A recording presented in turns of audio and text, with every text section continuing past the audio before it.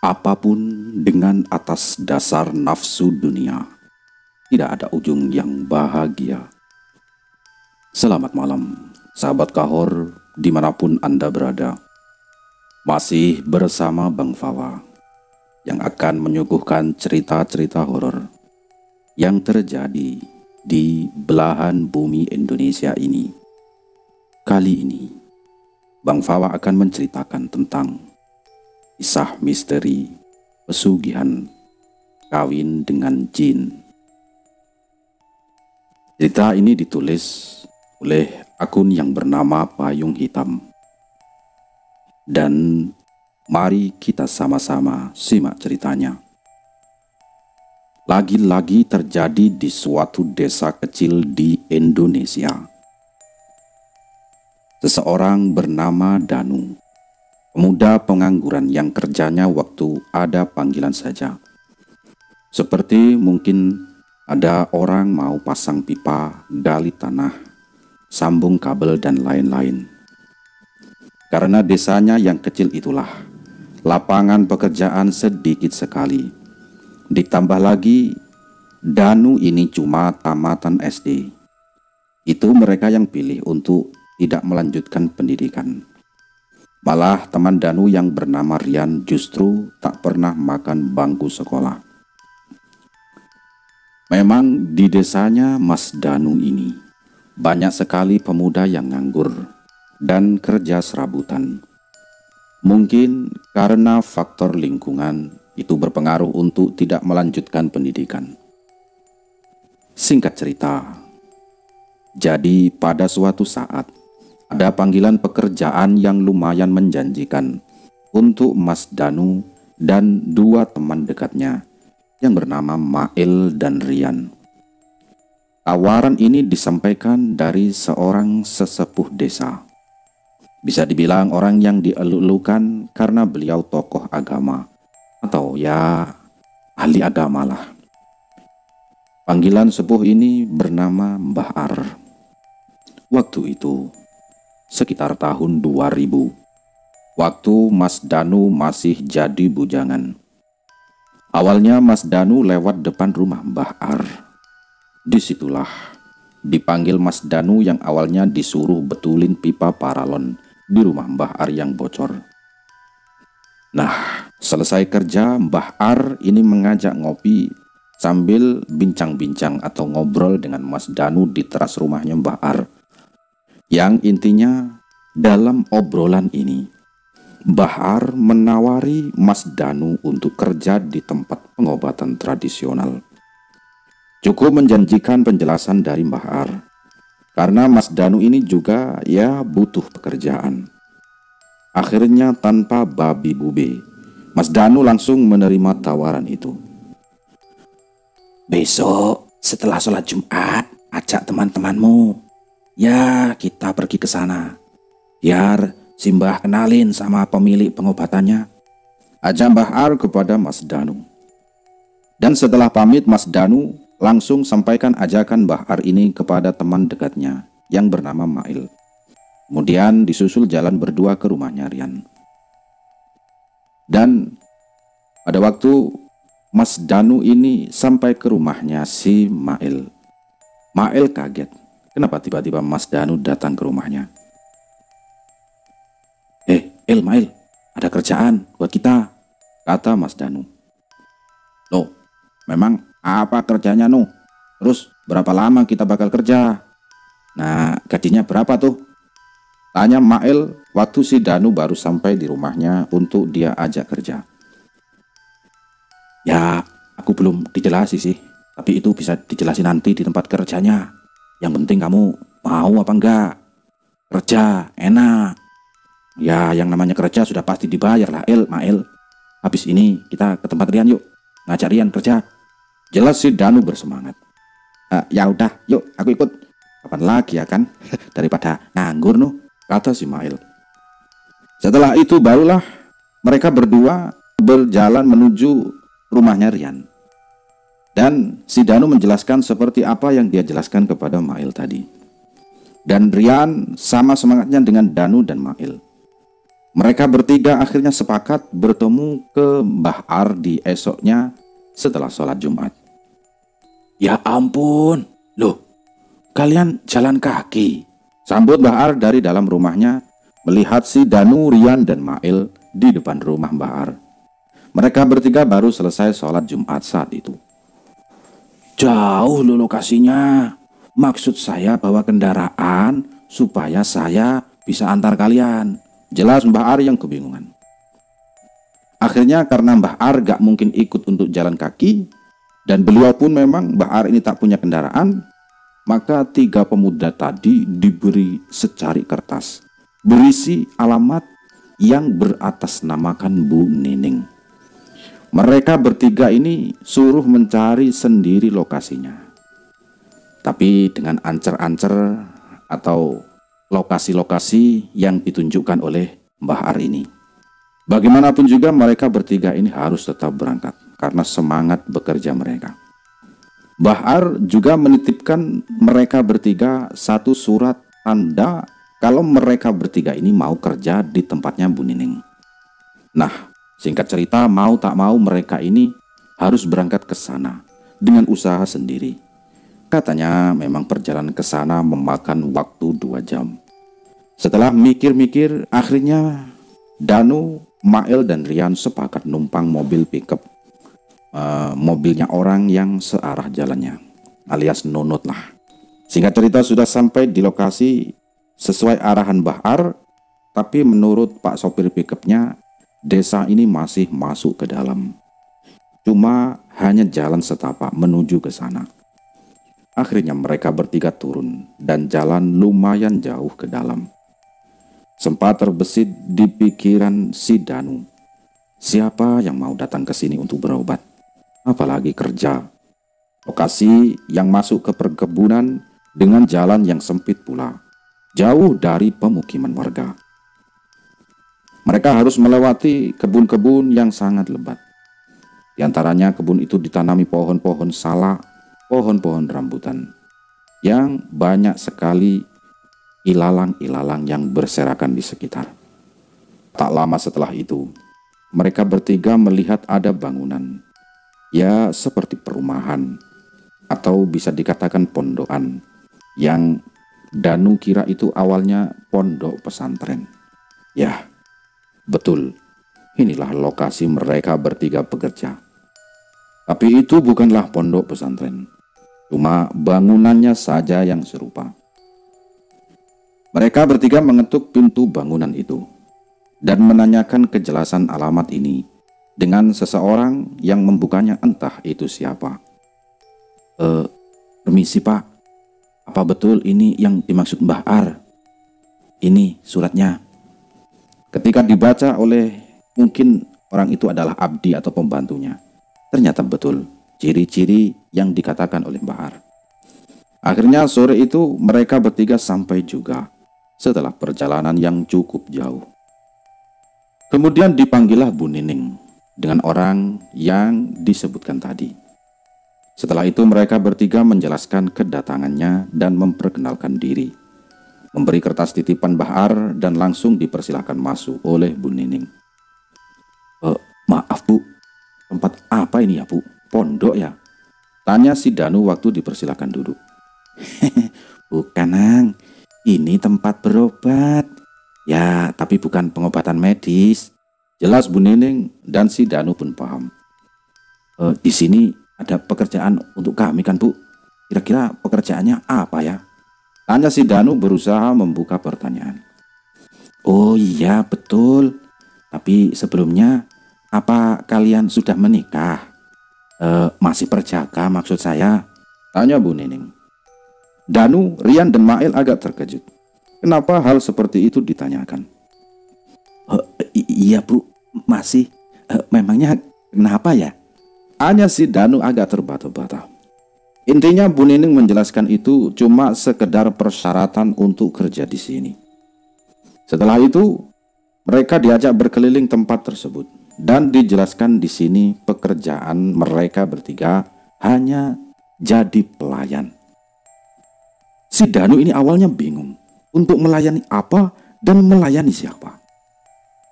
Singkat cerita, dari perbincangan itu malam sudah datang. Dan diajaklah mereka ini kemudian ke lokasi yang lebih dalam dari lingkungan bangunan-bangunan yang menyerupai pondok pesantren itu. Bu Nining berhenti di depan ruangan kosong yang ternyata di dalamnya ada ruangan berpintu lagi. Ruangan itu gelap dan juga remang-remang. Cuma mengandalkan cahaya lilin di beberapa sisi ruangannya. Saat itu juga mereka bertiga dipersilahkan duduk. Dan Bu Nining mengetuk pintu kamar tersebut. Nah, dari ruangan itu muncul seorang perempuan berkerudung hitam. Maksudnya bukan kerudung muslim, tapi sekedar kain yang menutupi kepala tanpa tersibak sedikit pun. Ya, orang itu dipanggil Nyai. Perempuan itu perlahan duduk di hadapan mereka bertiga. Mereka tidak bisa melihat dengan jelas wajahnya. Tapi mereka ini bisa tahu wanita itu masih muda, terlihat dari kulit kencangnya di bagian bahu yang sedikit terlihat. Wanita itu cuma menggunakan jarik yang menutupi tubuhnya dari dada sampai lutut. Bu Nining akhirnya menjelaskan inti dari pekerjaan mereka bertiga. Jadi mereka ini diminta melayani perempuan itu layaknya suami istri. Mereka bertiga, si Danu, Mail, dan Rian terkejut awalnya. Karena betul-betul mereka bertiga yang melayani perempuan itu secara bergantian. Tapi semua itu jika ikhlas dilakukan, Tuhan akan mengampuni dosa-dosa mereka bertiga jika berkehendak. Dan mereka bertiga akan dibayar dengan jumlah yang besar. Itu kata-kata dari Bu Nining. Dengan menyetubuhi perempuan itu, Bu Nining juga mendapat kesempatan untuk menolong orang-orang yang membutuhkan kesembuhan dari penyakit santet yang zalim. Bu Nining juga menegaskan bahwa beliau sangat anti dengan santet. Justru dirinya malah prihatin dan kasihan dengan pasien-pasiennya yang korban santet. Semua kemampuan Bu Nining ini atas kehendak dari Yang Agung, si Nyai itu, yaitu perempuan di depan mereka bertiga, dan juga kehendak Tuhan Yang Maha Esa, kata Bu Nining. Dari penjelasannya Bu Nining ini, Danu mempertimbangkan, tapi lebih banyak setujunya daripada tidaknya. Cuma beberapa keanehan saja yang bahkan tak bisa menggoyahkan ketekatan si Danu untuk menyetujui tawaran ini. Ya, mulai dari gaji dan tubuh perempuan belia ini yang kelihatannya betul-betul seksi dan menggoda. Siapa yang kuat menolak pekerjaan itu? Enak dan dibayar. Mereka bertiga akhirnya siap melakukan apapun. Mereka bertiga pun sepakat. Karena memang tiga pemuda ini bukan orang yang taat beragama. Setelah itu Bu Nining menanyakan usia mereka bertiga. Rianlah yang paling tua di antara mereka. Jadi malam itu juga, deal langsung dipersilakan. Mereka bertiga melakukan hubungan intim dengan perempuan itu secara bergantian di dalam kamar di ruangan itu. Dari pertama Rian, kemudian si Danu, lalu si Mail. Ya, para sobat kabar horor tahulah kayak apa hubungan suami istri. Jadi Bang Fawa tak perlu menceritakan lebih detail lagi. Kemudian singkat cerita, ya mereka ini selesai di hari pertama, yaitu kira-kira jam 1 atau jam 2 malam. Mereka sudah disiapkan kamar oleh Bu Nining untuk istirahat setelah kerja. Di sana mereka bertiga yang ngobrol-ngobrol dulu sebelum tidur. Danu mengeluh soal apa yang dia bayangkan soal Nyai. Kenapa si Danu ini sama sekali tidak bisa mengingat rupanya wajah Nyai yang cantik itu. Ketika dia mengingat rupa wajah Nyai, yang terbesit di bayangannya adalah tubuh yang hitam tertutup bulu dengan wajah yang menyerupai wanita tua. Dan ternyata begitu juga sama dialami oleh Mail dan Rian. Mereka sama-sama sulit mengingat sosok cantiknya si Nyai, tapi malah yang teringat sosok menyeramkan. Disinilah mereka bertiga akhirnya berasumsi kalau jangan-jangan Nyai ini bukanlah manusia. Mereka baru berpikir mereka dijadikan tumbalnya untuk jin peliharaan Bu Nining. bisa jadi seperti itu. Danu merasa semakin yakin kalau sambil membayangkan rupanya yang seharusnya cantik malah jadi mengerikan. Danu dengan 3 orang temannya ini memang sangat awam dengan hal ini. Ditambah mereka masih sangat polos waktu itu. Jadi apa yang dihadapannya asalkan enak seperti makanan atau perempuan, ia tidak mau menolak. Apalagi ada upah untuk menyikatnya. Kapan lagi kita dapat uang sebanyak ini? Lagian sudah enak, dibayar juga lagi. Hehehe. Iya, kapan lagi? Udahlah, kita nikmatin pas di dalam kamar aja. Selesainya yang penting uang. Pulang ke desa, bawa uang banyak. Hehehe, jelas si Danu. Udah mantap juga itu. Cantik, seksi. Udah. Gak usah dipikirin pas udahannya. Yang penting balik kampung kita kaya toh. Tutup Sirian yang juga setuju dengan si Danu dan si Mail. Tapi mereka ini juga agak sedikit berpikir dan masih bingung soal resikonya. Dan akhirnya besok paginya mereka ini kemudian menanyakan ke Bu Nining soal resiko bekerja seperti ini. Waktu itu Bu Nining menjelaskan sama seperti di awal mereka akan bekerja. Tidak akan ada resiko. Bu Nining menekankan kembali bahwa yang mereka lakukan justru bisa menutupi dosa. Itu hal yang lazim dilakukan, kata Bu Nining. Dan kalau mereka bertiga misalnya mau berhenti dari pekerjaan ini, mereka sendiri yang harus mencari penggantinya dengan syarat yang sama, yaitu laki-laki perjaka dan belum menikah. Pekerjaan ini cuma bisa dilakukan pada hari Jumat saja. Jadi waktu mereka mau melakukannya, ya lakukan saja. Nanti mereka ini dibayar. Tapi kalau sudah tidak mau melakukannya, seperti yang tadi sudah dibilang, harus dapat pengganti dari mereka yang berhenti dari pekerjaan itu. Soal umur Nyai yang membuat si Danu ini terkejut. Sebetulnya Nyai berumur ratusan tahun. Ya, Nyai bukanlah manusia. Bu Nining menjelaskan itu semua dengan gamblang, tapi yang meyakinkan mereka bertiga juga. Kalau Nyai bukan jin yang suka menakut-nakuti atau mengganggu. Nyai cuma butuh kasih sayang lelaki perjaka, supaya Nyai bisa memberikan kekuatan untuk Bu Nining, untuk menyembuhkan orang-orang dari jeratan teluh dan santet. Dari penjelasan Bu Nining itu, Danu merasa berat untuk menanyakan soal sosok hitam berbulu lebat yang selalu terlintas di pikirannya. Dan si Danu pun mengurungkan menanyakan itu, karena Bu Nining terlihat menghormati sang Nyai. Singkat cerita, mereka akhirnya memutuskan untuk pulang ke desa dan diperbolehkan oleh Bu Nining. Saat pamit, mereka dititipkan kantung kecil putih untuk Mbah Ar dari Bu Nining. Tapi mereka juga diberikan upah masing-masing 1 kantung. Dan pesan Bu Nining untuk mereka bertiga, yaitu kalau mau datang kembali, datanglah langsung. Bu Nining siap membayar mereka bertiga dengan bayaran yang sama atau bahkan lebih. Tapi ingat, hanya bisa dilakukan di hari Jumat. Di perjalanan pulang, Danu ini iseng membuka kantung yang diberikan untuknya. Dan betapa kagetnya, kantong itu ternyata berisi emas berbentuk batu yang tak beraturan. Masing-masing 1 kantong diberikan oleh Danu, Mail, dan Rian. Dan 1 kantong lagi dititipkan untuk Mbah Ar. Kemudian di arah yang sama saat mereka pulang, mereka akhirnya mengecek ke toko emas untuk meyakinkan itu emas betulan atau emas KW. Nah, ternyata itu emas betulan. Si Danu ini betul-betul senang bisa kaya mendadak. Mereka pun melanjutkan perjalanan untuk pulang, lalu mampir ke rumah Mbah Ar, karena Bu Nining juga menitipkan kantung putih kecil untuk Mbah Ar. Tapi yang untuk Mbah Ar ini kantungnya lebih ringan, beda dengan milik mereka bertiga. Waktu si Danu ini iseng membuka kantungnya titipannya untuk Mbah Ar ini, si Danu ini bingung karena isinya cuma setangkai bunga. Entah bunga apa itu. Sampai di rumah Mbah Ar, mereka tadinya mau tahu apa maksud bunga setangkai itu.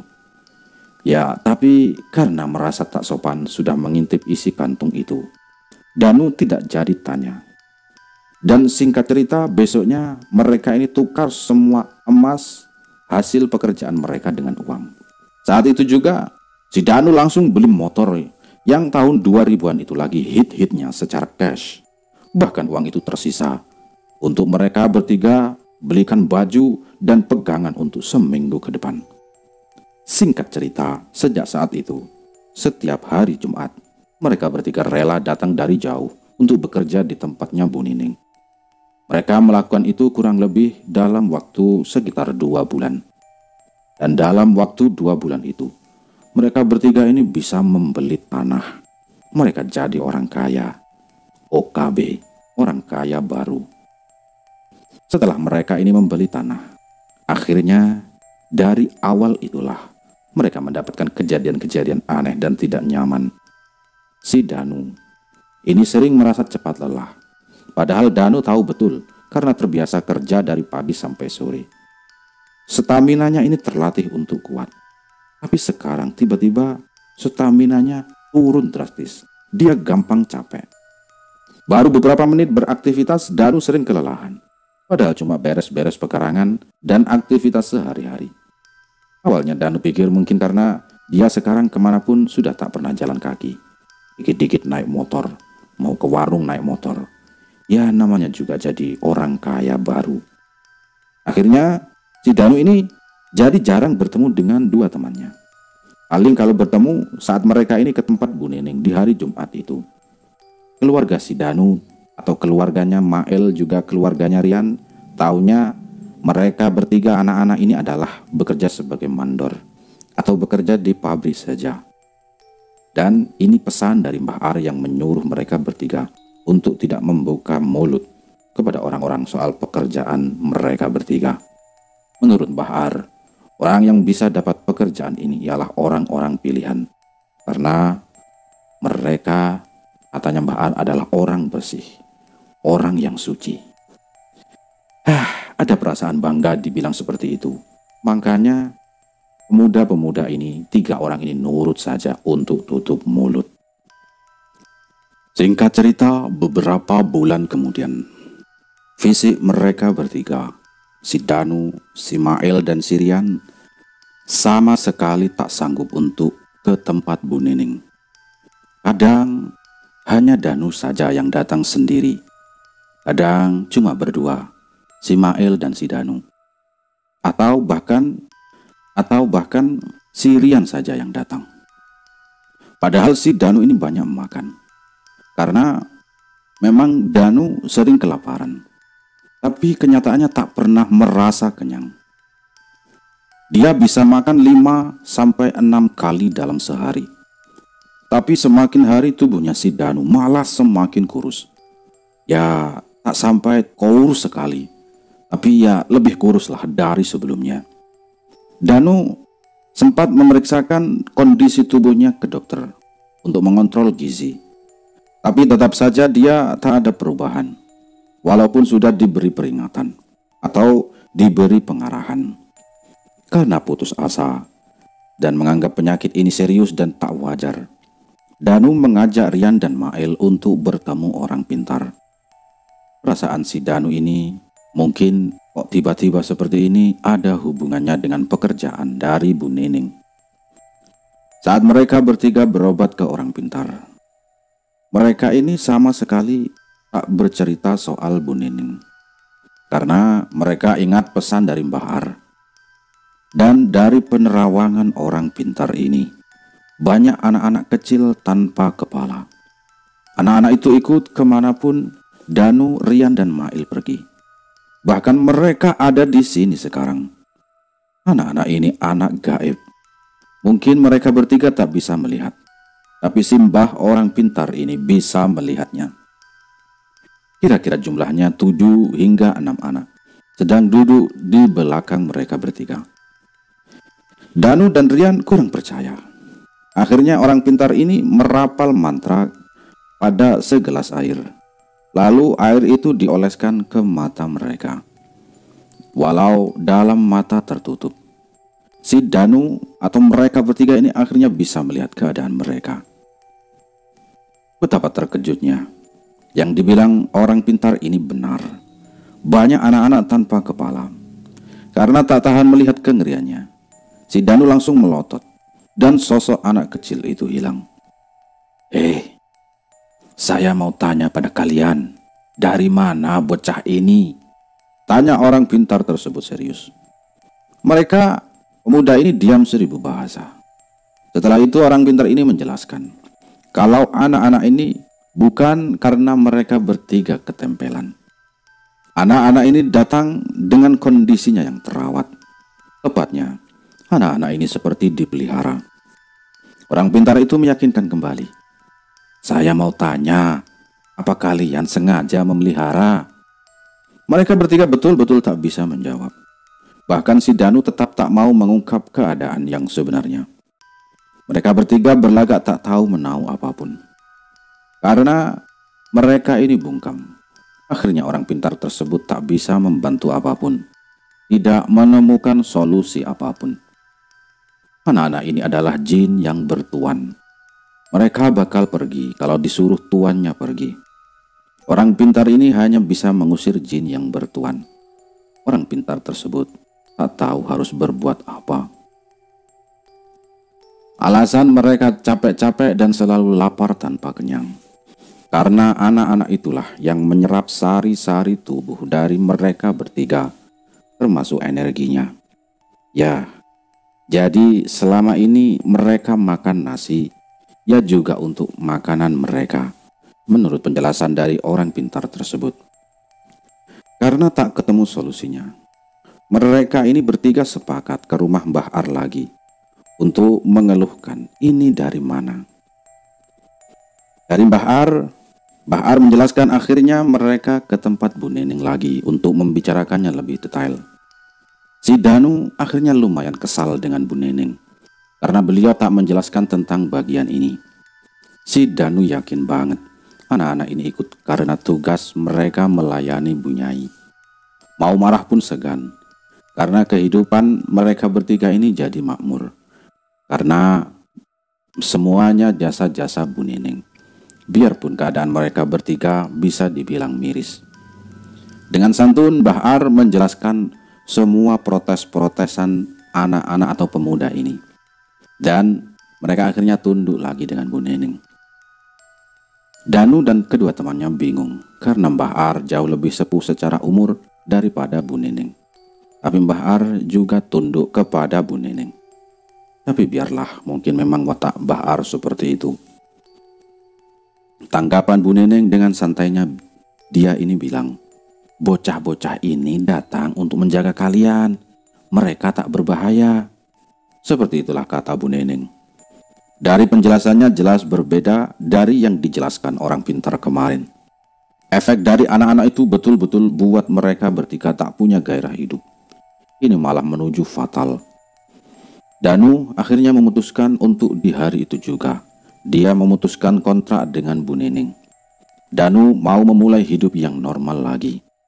Bu Neneng setuju dengan syarat harus mencari pengganti dari mereka. Karena tanpa pengganti, Bu Neneng tak akan bisa melepas anak-anak tersebut dari mereka bertiga.